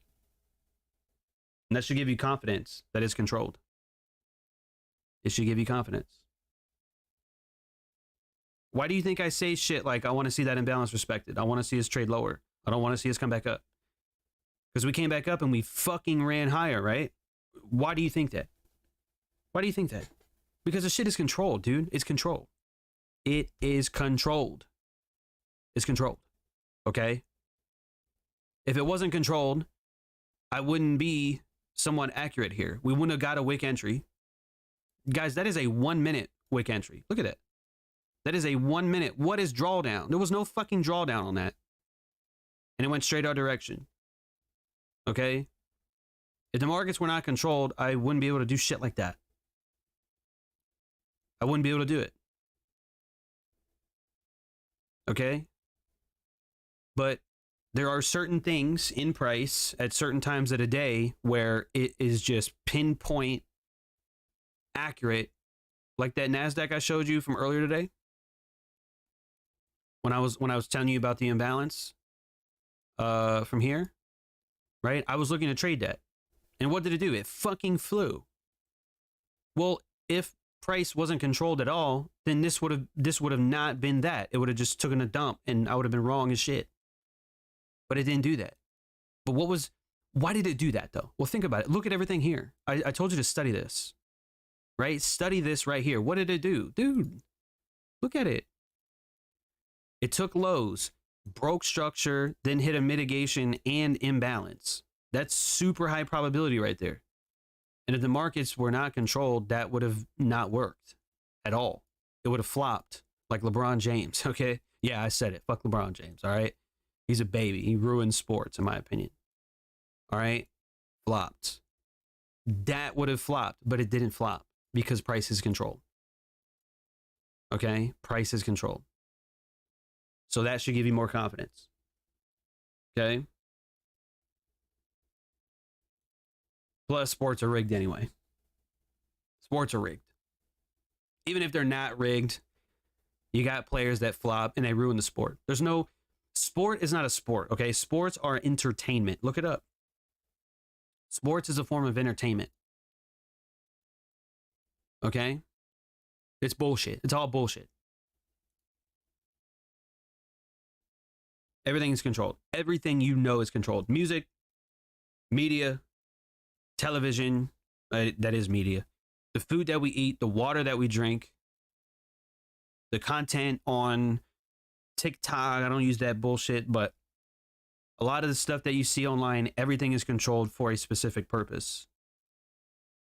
Okay? And even price action. It's all controlled. Why do you think we get into other shit like conspiracies? But I try to ease your way into it, though. I don't just come out the gate and say a bunch of dumb shit, you know? It's more like, look, price is controlled. Let me show you. Let me prove it to you. And then we can give you ideas. You know, we'll think about it. Why are, you know, sports this way or that way? Think about this. Go look this up, because you can, I swear to God, you can look this up. It was a few weeks ago. I don't know if Siva's still here. There was a person, okay, that there was a team, there was a game happening. I think it was football, and one of the teams was up by like 3 touchdowns and a field goal or some shit. They were up by like 20 something points. Dude throws down, or it might have been a chick, I don't know. This person throws down $1.3 million, okay, to make like 10 grand because they were up by so much.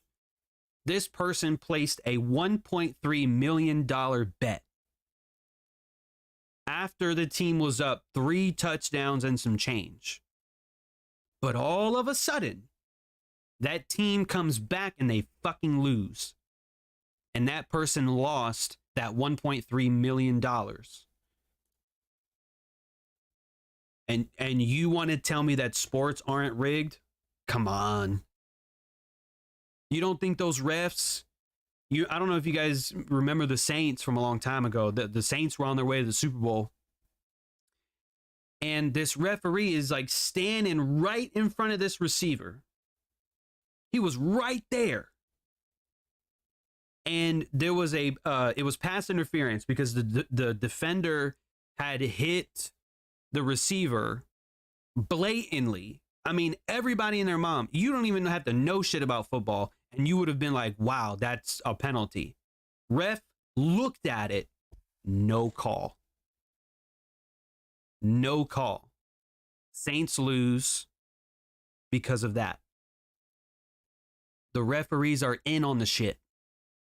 The referees are in on it. I don't know if they have like a call or like maybe a phone, and they take a break and it's like they get a text message like, yo, you can't let them win. You can't let this happen. Whatever. You know, Saints need to, or like before the game starts, like, all right, we're not going to let the Lakers win. We're not going to let the Falcons win today or whatever. And they probably get paid under the table for that shit. Because it's all about money. It's all about money and entertainment. You have to follow the money. In trading, follow the money. In sports, follow the money. With anything, follow the money, dude. Follow the money. Because that's what it's all about. Some TV shows even get canceled. Like Friends, for example, I think eventually got canceled because, not that people weren't watching it, but because the actors wanted so much money. Big Bang Theory, I think that happened to them too. We want more money. We can't get it. You know, fuck the show. It's like, dude, everything is about money. And everything is controlled. All of it. Think about this. The market's up today. The market's been up the last couple of days. Think about this. Let me give you something to think about. Okay? Let me turn off this shit. what we were doing a couple of days ago. The market's been up the last 3 days. But what have you been hearing about? Bank failures. So all these banks are going under.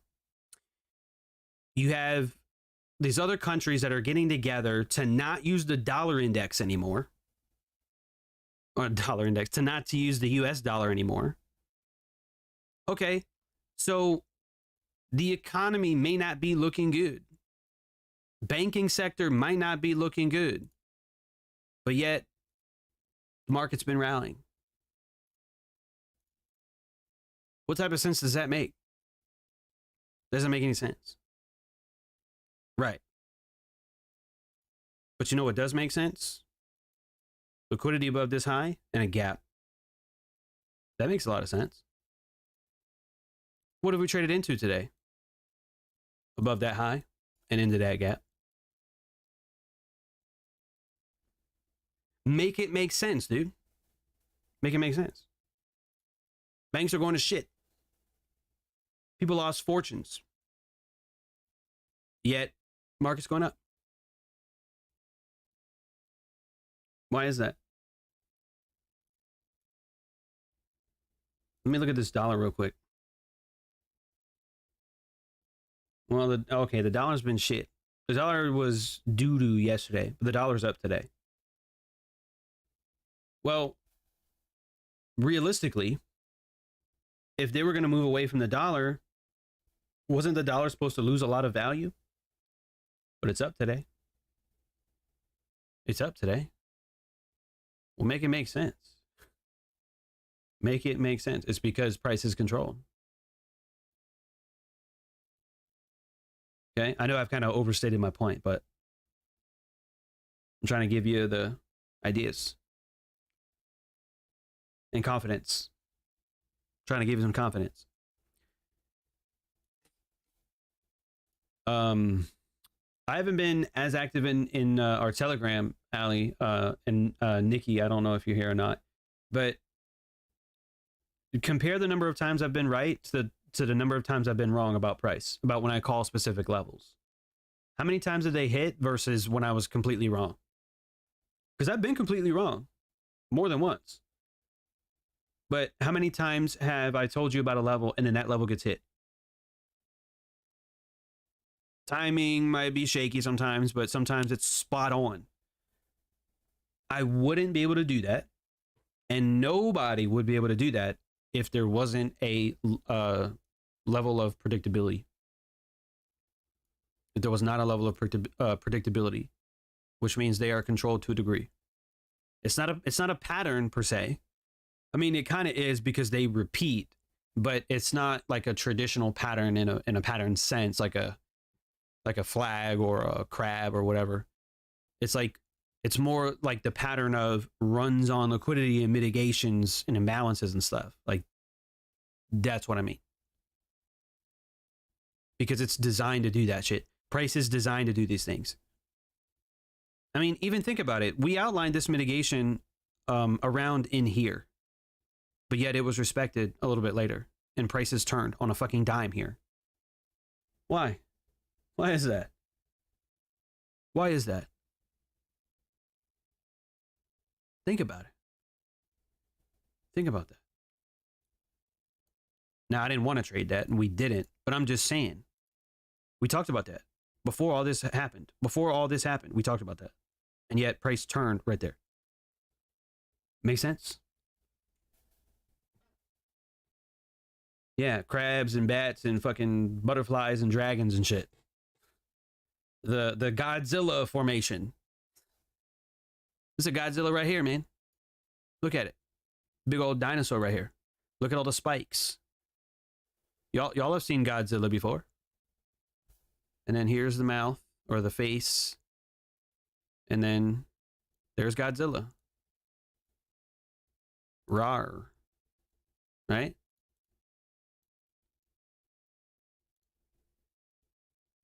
Rawr. There's your Godzilla short formation. With the little legs right here. And the little arms. Come on, man. The Godzilla formation.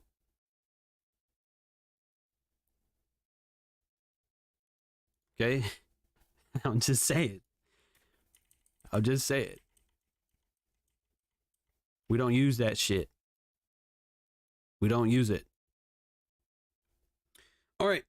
On a more serious note, though, we're in the last hour. Those equal highs look juicy. They look like they're on the table.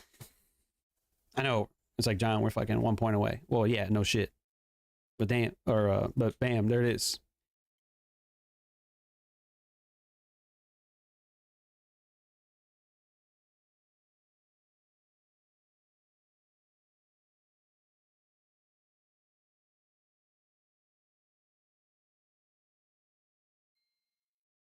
Uh-oh. Hello, hello? Are we still here?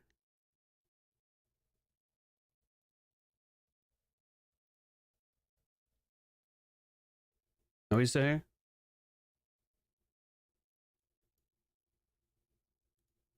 What the fuck?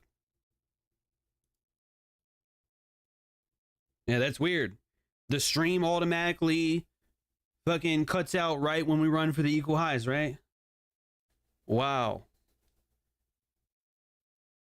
What is that? What is that? Are the boogeymen watching or what? All right.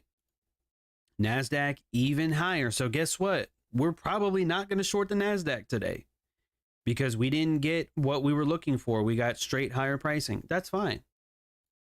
That's okay. And look, there's 41.25. Remember, that was the high end of that gap, which we outlined that was a possibility. That was a possibility. And it smacked that. Okay? But yeah, that's kind of a shame. That's kind of a shame. If we would have taken this low, if we would have taken this low here, that would have set up that beautiful mitigation, man. I don't take it if it doesn't run liquidity, you know? That's kind of shitty. Because that was a nice run here. That was a nice run. And that's a shame. That would have been nice. That would have been it. We would be done right now. But we didn't get it.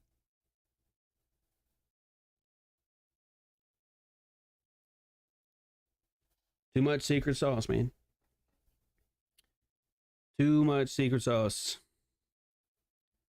But now that we've filled that in on the daily, if I was long, if I was still long, I would get out right now. I may hold a little bit for the close, but I would get out majority of the position right now. And I wouldn't want to hold on to the majority of the position. Wouldn't want to. Okay? So look at that. No short formed. Remember I told you in this area? Remember I said we're in here and I'm like, there's nothing to short here. There's nothing to short. What in here is screaming short? Not a thing. Nothing. And now you know why I tell you guys I don't short when there's equal highs. Look at that. You want to short that market, take an instant loss? No. And then on what's even worse is you don't want to go into the weekend with a loss because now you're going, damn, man, I just took a loss on Friday, fucked up the week. Yeah, man, it's demoralizing. Yeah, it is. We were looking for shorts, never found one, and no harm, no foul. No harm, no foul. It's okay to be wrong, but it's not okay to try and force something that's not there. So, and the Dow took that high too. It's a little bit surprising, but the Dow did take that. So, we may not have outlined something to take today. I didn't do that today. We didn't get what I was looking for. But hopefully you learned a little bit more on if the market doesn't do what I want it to do, then there is nothing to do. And I opened this an hour ago at 1 o'clock at 1:05, and I was telling you if this was me, I would walk away today. I wouldn't want to sit here and do this shit. I'd want to go do my laundry and go buy groceries. And now you know why. Because we haven't taken a trade. I haven't taken a trade, so I didn't do anything. I've been at the fucking computer, and we didn't do anything when I could have been doing laundry. Could have been doing laundry.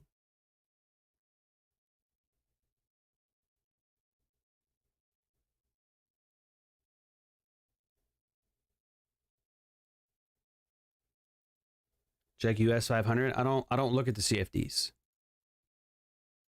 I don't look at the CFDs. And these lows are here and these lows are here. Now, if you have S&P 500 or whatever and these lows were swept, that's pure manipulation. And your broker just fucked over a lot of people. Same with Dow. If that low is taken on CFDs, that is manipulation at its finest.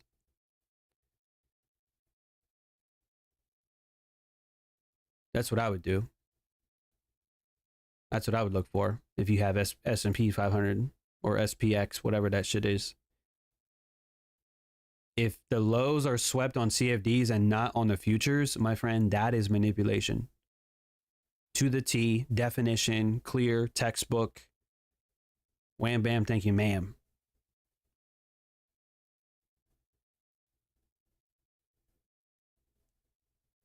Lewis didn't do laundry all week? Dude, you don't want to see what's over there on the floor. You don't want to see what's over there. You don't want to see it.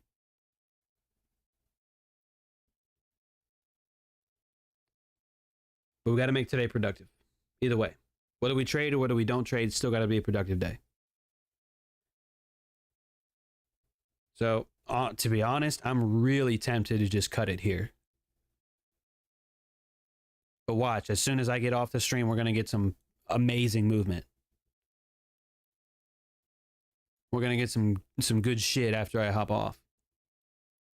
That's all. It always happens. I'm like, oh yeah, watch the last hour. And then we hop off. And then the last hour is just phenomenal. And it's like, well, damn. We weren't on the stream to watch it. I would be curious. I would be curious about the Dow. And I would see what we do from here. If this gets, you see how we spiked here? Look at this 1 minute time frame. You see how we fast spiked up like that? Like that? It ran up there really fast. If it gets volatility like this, but to the downside, I think those lows could be on the table for today. But if it either rallies higher or consolidates here, I would do nothing. But it looks like they all made a higher high. S&P higher high, NASDAQ higher high, and then the Dow actually caught up and made a higher high here. And the only thing that's left is the last hour. We have 50 minutes left in the day. There's these lows, but that could be left for next week. And since I've been wrong, since we were looking for potential shorts in here, after we were waiting for the break of structure, we never got it. So since that is the case, I would consider that, you know, I'm not in sync with the market, right? We outlined that mitigation on the 1 minute here, but I told you I wouldn't have taken that because the equal highs were taken first. Even though we left the other equal highs, that's fine. But I just wouldn't have cared for that. So I didn't take it. So now that the Dow is back in sync with the other indices and it's trading higher, just like the other ones are, there's nothing to do. There's nothing to do. And there is a possibility that shorts could keep getting their face ripped off into the close. If they don't want to accept the loss, if, oh, well, it'll come back, then there's a possibility that the S&P and the other indices could just keep repricing higher and just squeeze shorts bad. That's a possibility too. So if that occurs, I definitely don't want to press any short buttons. So I think for the sake of time and for the sake of productivity, I think we should cut it here. I think we should cut the stream here. What do you guys think? Should we stay here or should we watch it?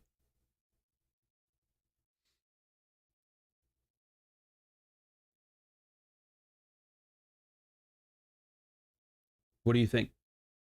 Vincent says 5 more minutes.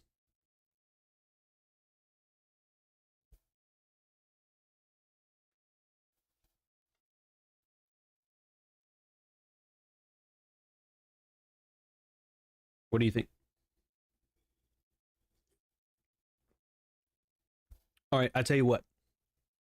I'm going to leave this here for a minute. I'm going to go downstairs and do some laundry for a second. So what I'm going to do is I'll be back, but I won't put the be right back screen.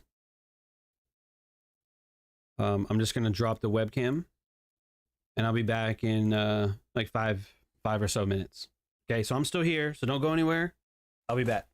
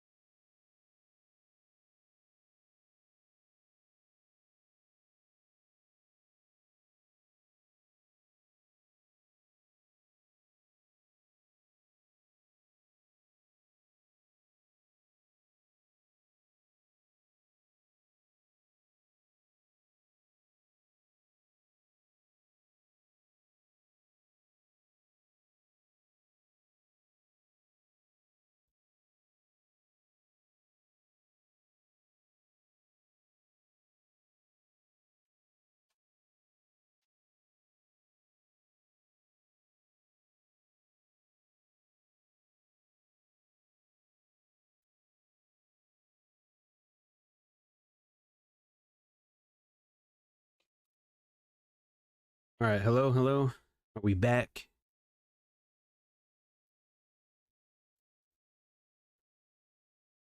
Let's see. Yeah.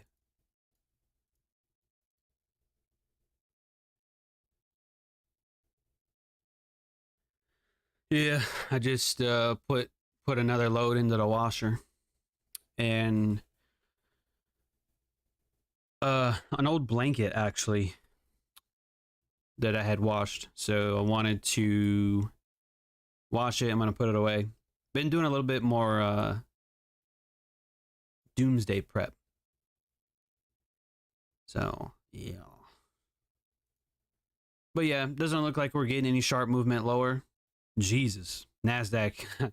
What retracement, bruh? What retracement? It has rocketed like all day. S&P, same thing. Rocketed all day. So it is what it is. We're not getting any down movement here. So probably no potential run on these lows. Only 45 minutes left in a day.